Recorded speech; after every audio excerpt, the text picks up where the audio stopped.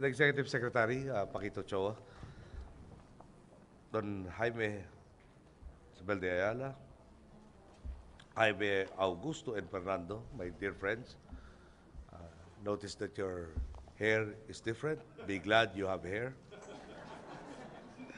Ms. Vicky Cachuturena, Bill Luz, Mr. Kim Komenich, Ms. Emily Abrera, members of the Diplomatic Corps, officials and members of the Ninoy and Cory Aquino Foundation and the EDSA People Power Commission, fellow workers in government, honored guests, ladies and gentlemen, good evening.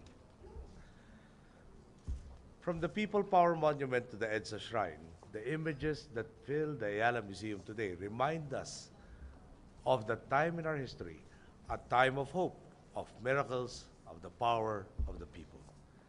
And some of you might think that we would be, at this point in time, desensitized to these images by now, that we would be both used to and tired of the memories of the revolution. And yet, here we are again, amazed and out of words at the mere memory of it. The solidarity we showed that day will forever be ingrained in our collective memories, concretized by the Kapit Bisig, by the soldiers that rediscovered their inherent goodness and nationalism in the midst of conflict, bridging the division then between civilian and military. The solidarity of the Filipino people did more than move mountains those 4 days. It stopped tanks, it won freedom. To this day, the hope that people power signifies continues to inspire not only our people, but also those from so many nations around the world.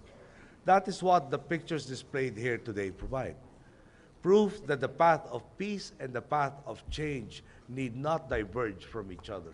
Proof that it is indeed possible for compassion to conquer all. Since 1986, so many tyrants have been toppled with very little blood being spilled.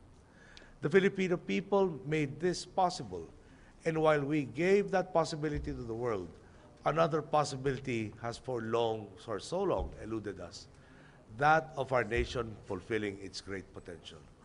That is why I believe our yearly EDSA commemorations are more than just celebrations. They are reminders of the responsibilities we must still collectively fulfill, and I believe Mr. Komenich wants to remind us of this as well.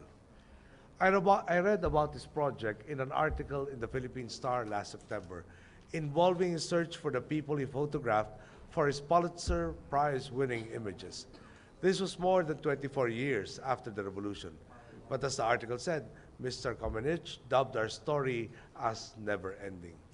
And it seems he believes that while the revolution was the end of a regime, it was also the beginning of another journey, another story for the Philippines. He is right.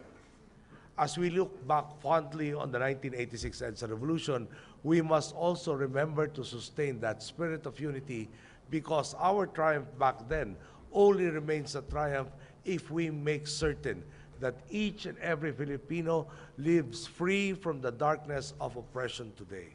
And thus, as we celebrate the 25th year of EDSA, we must ask ourselves, have we really achieved what we wanted to achieve back then? Are we any closer? Make no mistake about it. We are a country in the midst of a continuing revolution, and we must all continue working for the sake of what our heroes fought for and some died for. The people know that we are gaining ground. With the lifelines we are providing for the poorest of the poor, the jobs that will be waiting for the skilled graduates, the justice we are ensuring for our citizens, and above all, the transparency and accountability we are instilling in our institutions. I know that we are capable of once again standing under that yellow banner of solidarity, of showing the world what the Filipino is capable of, and of allowing them to stand witness to the vibrancy and power of a people claiming their own destiny. Let us give the world more great things to witness. Help your government fulfill the promise of every revolution, that the people will disperse and go back to their homes with their heads held high and their hearts full, able to allow their children to inherit the future they rightfully deserve. With your help, this will be all a reality. Thank you. Good evening.